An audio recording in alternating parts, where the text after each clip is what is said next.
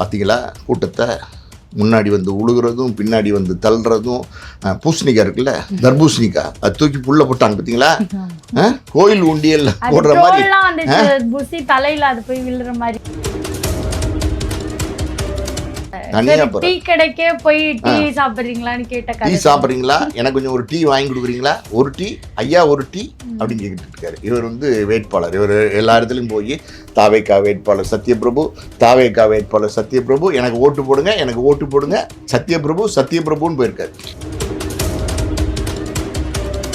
ஒருத்தன் பார்த்தீங்கன்னா பாலியல் வழக்கில் வந்து சிக்கல் மாட்டியிருக்கிறான், அவனுக்கு சீட்டு கொடுத்துருக்காங்க. ஒருத்தன் வந்து ஜிஎஸ்டி வரி ஏற்பு பண்ணியிருக்கான், அவனுக்கு சீட்டு கொடுத்துருக்காங்க. இன்னொரு பைத்தியம் இருக்குது, டாக்டர்னு சொல்லிக்கிட்டு லவ் ஜோதிடம் நடத்திட்டு இருக்கு. தலைவர் மேலேயும் இருக்கு, தலைவர் மேலேயும் எஃப்ஐஆர் இருக்கும்போது தொண்டர்கள் மேலே இருக்கக்கூடாதா? அதனால எல்லாரும் சீட்டு கொடுத்துருக்காரு. தலைவர் இருக்காருல்ல, அவருக்கு ஏதாவது சரியா பேச தெரியுதுன்னா அவரும் பார்த்தீங்கன்னா போதையில் இருக்கிற மாதிரியே பேசுறாரு. எங்கே போனாலும் உளர்றாரு. பெரம்பூர்லேயே குளத்தூர்லேயே பார்த்தீங்கன்னா உளன்னு உளர்றாரு. பார்த்தீங்கன்னா விஜய் தான் வந்து நடிகர் சினிமாவில் அப்படின்னா, ஆதவர்ஜுன் அவரை மிஞ்சின நடிகராக இருக்கார். அவர் எப்படின்னா, அவர் பாருங்கள், ஒரு எங்கேயோ ஒரு கிளாஸ் சில்லு வந்து பார்த்தீங்கன்னா எங்கேயோ மேன்சனில் 2 குடியாரைங்க வந்து சண்டையை போட்டு தூக்கி போட்டிருக்காங்க. அது எங்கேயோ தெரிச்சு வந்து ஒரு தாவேக்கா ஒரு பெண் மேலே விழுந்துருச்சு. அது உடனே அந்த கிளாஸ் சில்லு எடுத்து வச்சுட்டு சதி திட்டம் ஸ்டாலின் அப்படிங்கிறாரு. எல்லாத்துக்கும் ஸ்டாலின் தானே, ஸ்டாலின் அதை வீசினார். இந்த கட்சியில் எல்லாருமே நல்ல சிறந்த நடிகர்களாக இருக்காங்க. விஜய், புஷி ஆனந்த், ஆதவர்ஜுனா, நிர்மல்குமார், அருண்ராஜா, எல்லாம் ஒரு ஆள் கூட விடாமல் ஆகச்சிறந்த நடிகர்களாக இருக்காங்க.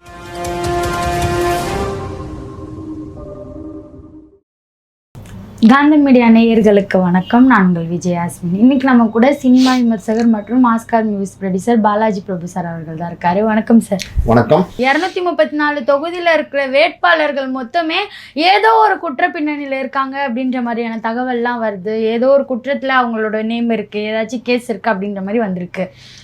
எல்லார் மேலேயுமா இருக்கு? எனக்கு தெரிஞ்சு ஒரு 100 பேர் மேலே இருக்குன்னாங்க. நீங்கள் 234 தொகுதியிலையும் இருக்குங்கிறீங்க. விஜய் மேலே இருக்குது எஃப்ஐஆர். ஏன்னா பெரம்பூரில் போய் நியூசன்ஸ் பண்ணார், பொதுமக்களுக்கு இடையூறு பண்ணாருன்னு ஒரு எஃப்ஐஆரை போட்டாங்க. அதனால் அவர் மேலேயும் இருக்குது, தலைவர் மேலேயும் இருக்குது. தலைவர் மேலேயும் எஃப்ஐஆர் இருக்கும்போது தொண்டர்கள் மேலே இருக்கக்கூடாதா? அதனால் எல்லோரும் சீட்டு கொடுத்துருக்காரு. புஷி பார்த்தீங்கன்னா இப்போ வேட்புமனு தாக்கல் பண்ண முடியல டி நகரில். ஏன் தெரியுமா? அவருடைய ஓட்டுரிமை, அவருடைய ஆதார் கார்டு, அவருடைய ஓட்டர்ஸ் ஐடி எல்லாமே பாண்டிச்சேரியில் இருக்குது. தமிழ்நாட்டில் தாக்கல் பண்ணால் தமிழ்நாட்டுக்கு எல்லாம் மாற்றிருக்கணும். ஆனால் அதை மாற்றவே இல்லை. 2 வருஷமாக அவருக்கு தெரிஞ்சிருக்கு டி நகரில் வந்து சீட்டு கொடுப்பாங்க, இல்லைன்னா வேறு ஏதாவது ஒரு இடத்துல தமிழ்நாட்டில் நம்ம எலெக்ஷன் நின்று தான் ஆகணும்னு. ஆனால் அதெல்லாம் எதுவுமே சரி பண்ணலை. அதாவது தஸ்தாவேஜுகளை எதுவுமே சரி பண்ணலை. இப்போ வந்து தாக்கல் பண்ணவே முடியாமல் தவிச்சிக்கிட்டு இருக்காரு புஷி சார். ஒருவேளை பாண்டிச்சேரியில் நின்னதுக்கான காரணமும் புஷிக்கு எல்லாமே அங்கே இருக்குன்றதுக்காக தான். புஷிக்கு என்னமா இருக்குங்க? ஒன்றுமே கிடையாது. புஷிக்கு என்ன ஹார்பராக இருக்குது? அதானி ஹார்பரா புஷி வச்சுருக்காரு? ஒன்றுமே கிடையாது. புஷி சும்மா ரோடோட குஷியாக அலைஞ்சிக்கிட்டு இருக்கிற ஒரு பார்ட்டி தான். அவர் புஷியை பில்டப் பண்ணி புஷின்னு சொல்லி அவரை கொண்டு வந்து இப்போ வந்து பெரிய கட்சி தலைவர் மாதிரி காமிச்சிட்டாங்க. கோமாளித்தனாங்க. நீங்கள் பார்த்துருக்கீங்களா? ஏதாவது மேடையில் பேசும்போது இப்போ ஏதாவது பார்த்துருக்கீங்களா? வந்தார்னா இல்லை அவர் 140 தொகுதியில் 235 வேட்பாளர்கள் போட்டிபட் அப்படின்னு வரும். இவர் வந்து ஒரு மீட்டிங்கில் பேசவே தெரியாது. 4 வார்த்தை நயமாக பேச தெரியாத ஒரு ஆள் தான் புஷி. தலைவர் இருக்கார்ல, அவருக்கு ஏதாவது சரியாக பேச தெரியுதுன்னா அவரும் பார்த்தீங்கன்னா போதையில் இருக்கிற மாதிரியே பேசுகிறாரு. எங்கே போனாலும் உளர்றாரு. பெரம்பூர்லேயே குளத்தூர்லேயே பார்த்தீங்கன்னா உளன்னு உளர்றாரு. வாய் ஏன் உளருது? என்ன சாப்பிட்றாரு அவர்? நம்ம ஆள் ஏதோ மாத்திரை கீத்திரம்லாம் சாப்பிட்றாரு. தெரில, எனக்கு தெரிலம்மா. சுகர் ப்ரெஷர்லாம் இருக்கோ தெரில, என்னன்னு தெரில. க்ரௌடை பார்த்தா பயம் வந்துடுது அவருக்கு. படப்படப்படன்னு நடுங்குது. ஏன் தெரியுமா? எங்கே பார்த்தாலும் சாவு, எங்கே பார்த்தாலும் விபத்து, எங்கே பார்த்தாலும் பிரச்சனை. அதனால் வந்து பயந்து நடுங்கிறார் இப்போல்லாம் க்ரௌடை பார்த்து.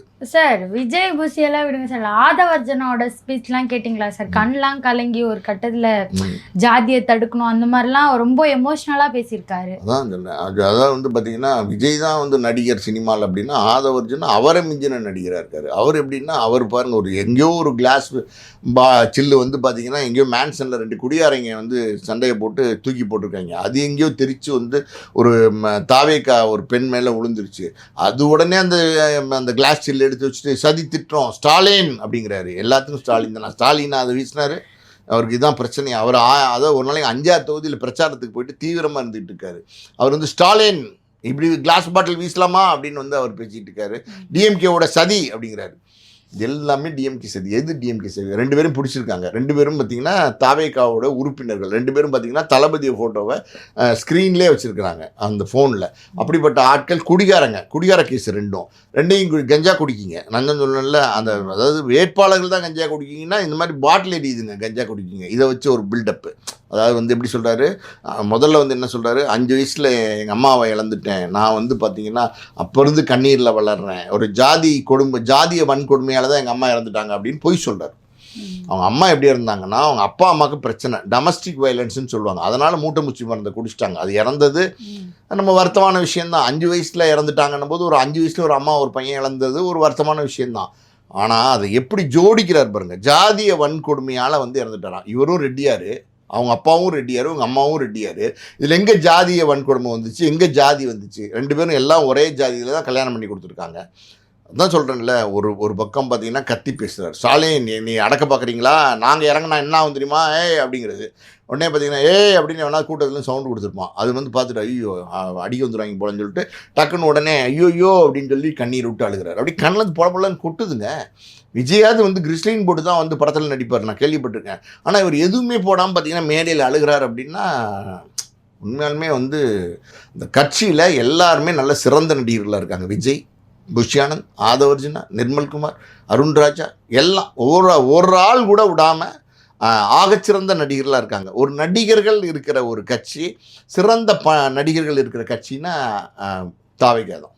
சார் நீங்கள் ஆல்ரெடி சொன்ன மாதிரி கூட்ட நெரிசலெல்லாம் பார்த்து அவருக்கு பயம் வந்துச்சு, பதட்டம் வந்துச்சுன்றதுனால இப்போ வந்து ஆன்லைன் பிரச்சாரம் பண்ண போகிறாரா விஜய் அவர்கள்? இதுக்கப்புறம் அந்த ஒரு சாய்ஸ் எடுக்க போகிறாரா? என்ன ஆன்லைன் பிரச்சாரம்னா, இந்த உட்காந்துட்டு வீடியோ போட்டார் நம்ம ஸ்டாலின் அவர்களே, நான் இங்கே தான் இருப்பேன், வீட்டில் தான் இருப்பேன், ஆஃபீஸ் தான் இருப்பேன். அது எல்லாருக்குமே தெரியுமே.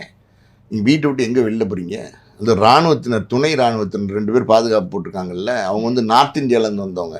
அவங்க 2 பேரும் பேசிகிட்டு இருந்திருக்காங்க. ஒருத்தர் சொன்னார், என்ன பேசிட்டு இருந்தாங்கன்னா, எதுக்கியா அவருக்கு துணை இராணுவம் போட்டிருக்காங்க, இவர் தான் வீட்டை விட்டே வெளில வர மாட்டேங்கிறாரு, வீட்டுக்குள்ளே இருக்கிறவருக்கு எதுக்கியா பாதுகாப்பு, அதுவும் இராணுவ பாதுகாப்பு, ஓய்பிரிவு பாதுகாப்பு அப்படின்னு சொல்லி அவங்க ஹிந்தியில் பேசிகிட்டு இருந்திருக்காங்க. அதை கேட்டு ஒருத்தர் வந்து என்கிட்ட சொன்னார், அது மாதிரி அவர் வீட்டுக்குள்ளே இருக்கிறாரு, அவருக்கு என்னங்க பாதுகாப்பு?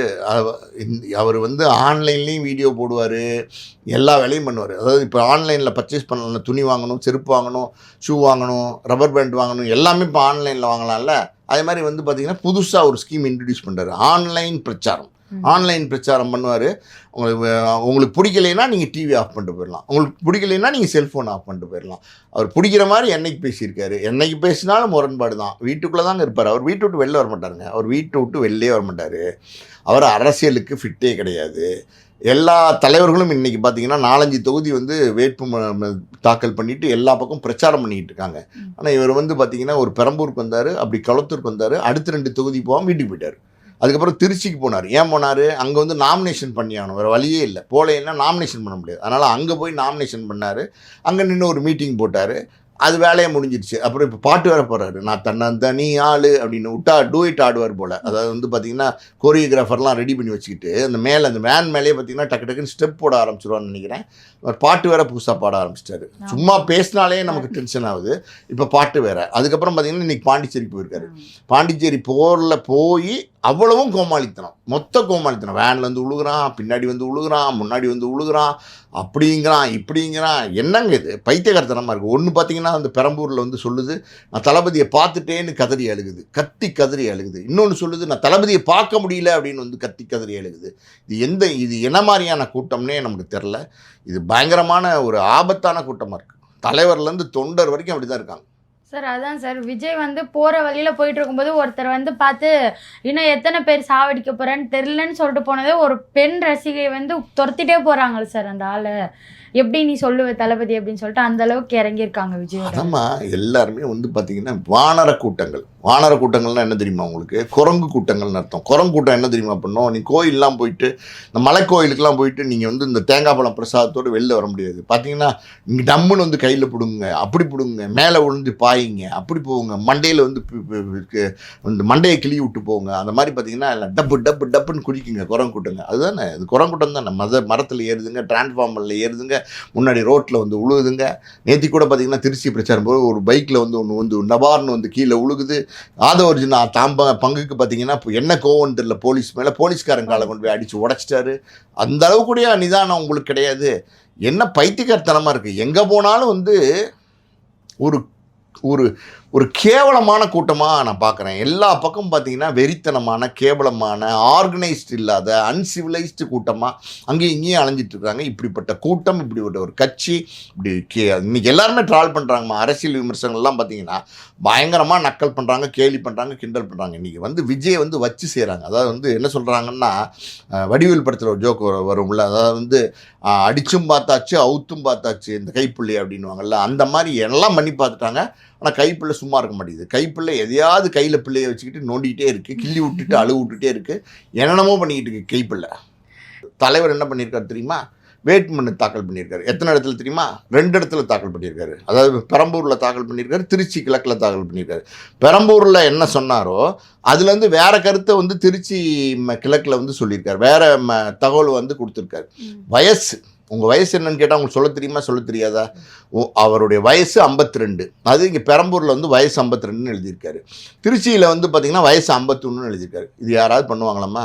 ஒரு வேட்புமனு தாக்கல் பண்ணும்போது அதை ஒரு தலைவர் படித்து பார்த்து சரி பண்ண மாட்டாரா? அங்கே வந்து 52ன்னு போட்டிருக்கோம் ஐயா, இங்கே வந்து 51ன்னு ஃபில்லப் பண்ணிட்டு வந்திருக்கீங்க. ஏடா முட்டாளுங்களா, மாற்றி கொண்டாங்க ஐயா, நீங்கள் பண்ணுறதுக்கு என்னையிலேயே வச்சு அடி அடின்னு அடிக்கிறாங்க, வச்சு செய்கிறாங்க அப்படின்ற மாதிரி சொல்லி சரி பண்ணியிருக்கணுமா இல்லையா? அது பண்ணியிருக்காரு. 2வது பார்த்தீங்கன்னா எஃப்ஐஆர் சில தகவல்கள்லாம் அதில் சொல்லலை, இதில் சொல்லி அதில் சொல்லலை, ஒரே குளறுபடி. மறுபடியும் இன்றைக்கி பார்த்தீங்கன்னா அதை சரி பண்ணி மறுபடியும் தாக்கல் பண்ணலாம். அது சரி பண்ணி இன்றைக்கி வந்து பெரம்பூரில் தாக்கல் பண்ணியிருக்காங்க. இது ஒன்று. இன்னொரு பக்கம் பார்த்தீங்கன்னா இன்னைக்கு பாண்டிச்சேரிக்கு பிரச்சாரத்துக்கு போயிருக்காருல்ல, பாண்டிச்சேரியில் பார்த்தீங்கன்னா இந்த தவளக்குப்போன்னு ஒரு ஏரியாவில் பிரச்சாரத்துக்கு போயிருக்காரு. பாண்டிச்சேரியில் இவர் நிறுத்தியிருக்கிற வேட்பாளர், அதாவது மணவழி அப்படிங்கிற ஒரு இடத்துல ஒரு தொகுதியில் நிறுத்தியிருக்க வேட்பாளர் யார் அப்படின்னா ராமுன்னு ஒருத்தர், தாவேகா சார்பா. ஆனால் இவர் வந்து வேன் ஏறி, அதாவது பாரதிய ஜனதா கட்சியில் வந்து நிறுத்தியிருக்காங்க அப்படின்னா செல்வம்னு ஒருத்தர் நிறுத்தியிருக்காங்க. இவர் வந்து செல்வத்துக்கு ஓட்டு போடுங்க அப்படிங்கிறார். ராமு பக்கத்தில் வச்சுட்டு செல்வத்துக்கு ஓட்டு போடுங்கிறார். செல்வம் வந்து பாரதிய ஜனதா கட்சி வேட்பாளர். ஒரு வேட்பாளர் பேரை கூட இவரால் சரியாக சொல்ல முடியல. பார்த்தீங்களா கூட்டத்தை? முன்னாடி வந்து உழுகிறதும் பின்னாடி வந்து தள்ளுறதும். பூசணிக்காய் இருக்குல்ல, தர்பூசணிக்காய், அது தூக்கி புல்ல போட்டாங்க பார்த்தீங்களா? கோயில் உண்டியல் போடுற மாதிரி புசி தலையில அது போய் விழுற மாதிரி. ஆமா, புசி தலையில விழுந்துருச்சு. அது ட்ரோல் நினைச்சிட்டீங்களா நீங்க? அது ட்ரோல் இல்லைம்மா, அது நிஜம். அப்படியே என்ன பண்ணியிருக்காங்கன்னா, அந்த பூசணிக்காயில நம்ம அமாவாசை அன்னைக்கு உடைப்போம்ல, சின்னதாக ஒரு ஓடு எடுத்துட்டு அதில் குங்குமம் காயின்லாம் போட்டு இப்போ செல்லாத காசெல்லாம் போட்டு அப்படியே தூக்கி வந்து தளபதி அப்படின்னு போட்டோன்னே இவர் அப்படி கொஞ்சம் நகர்ந்துட்டாரு. கீழே வந்து புஷி நின்றுருக்காரு. புஷி தலையில டொப்புன்னு போய் விழுந்து செதறி அப்படியே பார்த்தீங்கன்னா ரத்த கலரியா வந்து புஷி உள்ள கேரவனுக்குள்ள நின்றுருக்காரு. அவர் கேரவனுக்குள்ள இருந்ததுனால அது வெளியில தெரியாம போச்சு. இதே பப்ளிக்ல இருந்திருந்தான்னு வச்சுக்கோங்க, அது ஒரு பெரிய எப்படி சொல்றது, காமெடி சித்திரமா, கேலி சித்திரமா மாறி இருக்கும். ஸோ இப்படி இவருடைய தொண்டர்கள், இவங்கெல்லாம், இவருடைய ஒரு தலைவர் வந்து இப்படி இருக்காரு. தொண்டர்கள் அவங்க என்ன பண்ணுவாங்க பாவம்? அவங்க பார்த்தீங்கன்னா எனக்கு தெரிஞ்சு திருத்தணியில், அதாவது வந்து ஒரு வேட்பாளர், அவர் வந்து சத்யபிரபுன்னு ஒரு வேட்பாளர், அவர் வந்து தனியாக போகிறார். பார்த்தீங்களா? தனியாக போகிறார். டீ கடைக்கே போய் டீ சாப்பிட்றீங்களான்னு கேட்ட, டீ சாப்பிட்றீங்களா, எனக்கு கொஞ்சம் ஒரு டீ வாங்கி கொடுக்குறீங்களா, ஒரு டீ ஐயா, ஒரு டீ அப்படின்னு கேட்டுட்டு இருக்காரு. இவர் வந்து வேட்பாளர். இவர் எல்லா இடத்துலையும் போய் தாவேகா வேட்பாளர் சத்யபிரபு, தாவேகா வேட்பாளர் சத்யபிரபு, எனக்கு ஓட்டு போடுங்க, எனக்கு ஓட்டு போடுங்க, சத்யபிரபுன்னு போயிருக்காரு. இது வந்து 2 நாளாக சோஷியல் மீடியாவில் போயிட்டுருக்குல்ல. இது கூப்பிடணும்ல, கூப்பிட்டு என்னையா பிரச்சனை, ஒரு 20 பேர் 30 பேர் கூட அனுப்புகிறீங்க அப்படின்னா அதுக்கு ஆள் இல்லை. யாரும் வந்து அவருக்கு ஓட்டு கேட்க தயாராக இல்லை. ஒரு வேட்பாளர் தனியாக போய் கேட்குறது இது வரைக்கும் அரசியல் வரலாறுலே கிடையாது. ஆனால் சார், இது தனியாக போனதை வச்சு மற்ற தொண்டர்கள்லாம் இன்னும் கடுப்பில் கொந்தளிக்கிறாங்க சார். நாங்கள் இத்தனை வருஷமாக நாங்கள் வேலை செஞ்சு டிவிக்காக இருக்கோம், எங்களை மதிக்காமல் நீங்கள் போய் தனியாக பண்ணுறீங்களே அப்படின்னு சொல்லிட்டு சண்டைக்கு வந்து. ஆமாம்மா, இவர் போஸ்டர் ஓட்டுறவங்களுக்கு தான் சீட்டு கொடுப்பேன்னாரு. போஸ்ட் ஓட்டு உங்களுக்கு சீட்டு கொடுத்தாரா? ஒரே ஒரு போஸ்ட் ஓட்டு உங்களுக்கு சீட்டு கொடுத்தாரா? ஆனால் சத்யபிரபு கொடுத்துருக்காரு.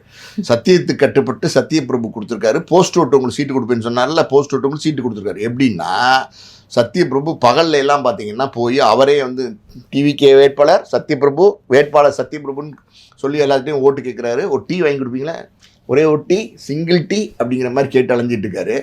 நைட்டில் ஒரு 10 மணிக்கு மேலே என்ன தெரியுமா பண்ணுறாரு, ரகசியமாக தலையில் துண்டை போத்திட்டு போய் இந்த சாக்கு இருக்குல்ல, இந்த ஒரு படம் வந்துச்சுல்ல இந்த தக் லைஃப்பில் வந்து கமலஹாசன் பார்த்தீங்கன்னா என்னமோ வந்து காயல்பட்டினம் அப்படின்னு சொல்லி சாக்கை போத்தி இருந்தால அந்த மாதிரி ஒரு சாக்கை போத்திட்டு இருட்டில் போய் பஸ்ஸை ஒட்டி இவருடைய போஸ்டரை ஒட்டிட்டு இருக்காரு. ஸோ சொன்னது வந்து போஸ்டர் ஓட்டுறவனுக்கு சீட்டு கொடுப்பேன்னாரு, போஸ்டர் ஓட்டுறவனுக்கு சீட்டு கொடுத்துட்டாரு. அதே சார் போஸ்டரை 10 மணிக்கு தான் போய் கரெக்டாக எங்க பகலில் ஓட்டினா இன்னும் கேவலமாக சிரிக்க மாட்டாங்களா? ஆல்ரெடி ஒரு ஆளாக போய் வந்து ஓட்டு கேட்டுக்கிட்டு இருக்காரு. நைட்டில் தெரியாமல் போய் ஓட்டினாதான் அவங்க அப்போ கண்டுபிடிச்சிட்டாங்க, நம்ம சத்தியபிரபு மாதிரி இருக்குன்னாங்க. சத்தியமாக நான் இல்லைங்க அப்படிங்கிறாரு. அந்த மாதிரி வந்து தேர்தலில் எல்லாமே கூத்து கோமாளித்தனம் வரவும் போகிறவனுக்கெல்லாம் சீட்டு. ஒருத்தன் வந்து பார்த்தீங்கன்னா கஞ்சா குடிக்கி அவனுக்கு சீட்டு கொடுத்துருக்காங்க. ஒருத்தன் பார்த்தீங்கன்னா பாலியல் வழக்கில் வந்து சிக்கல் மாட்டியிருக்கிறான், அவனுக்கு சீட்டு கொடுத்துருக்காங்க. ஒருத்தன் வந்து ஜிஎஸ்டி வரி ஏற்பு பண்ணியிருக்கான், அவனுக்கு சீட்டு கொடுத்துருக்காங்க. இன்னொரு பைத்தியம் இருக்குது டாக்டர்னு சொல்லிக்கிட்டு லவ் ஜோதிடம் நடத்திட்டு இருக்கு. ஜோதிடத்தினாலேயே வந்து நான் கேன்சரை குணப்படுத்துவேன்னு சொல்லிக்கிட்டு இருக்கு. இது எங்கேயாவது நடக்குமா? அதுக்கு சீட்டு கொடுத்துருக்காங்க. ஸோ மொத்தத்தில் எல்லாத்துக்குமே பார்த்தீங்கன்னா வரவும் போகிறவனுக்கெலாம் அந்த புஷி எப்படி சீட்டு செலக்ட் பண்ணார்னா, எந்த கட்சி? ஏடிஎம்கே உனக்கு சீட்டு, டிஎம்கே உனக்கு சீட்டு, பாட்டாளி மக்கள் கட்சி உனக்கு சீட்டு, இது நாம் தமிழர் கட்சி உனக்கு சீட்டு, இப்படி எல்லா கட்சியிலேருந்து உறுப்பினர்களை பொறுக்கி போட்டு இப்படி பொறுக்கி போட்டு ஒரு வேட்பாளர்கள் அனௌன்ஸ் பொறுக்கியா போட்டிருக்காங்க. நான் சொல்லலை, பொறுக்கி போட்டிருக்காங்கன்னு தான் நான் சொல்கிறேன். புரியுதா உங்களுக்கு? நீங்கள் லீடு கொடுக்காதீங்க.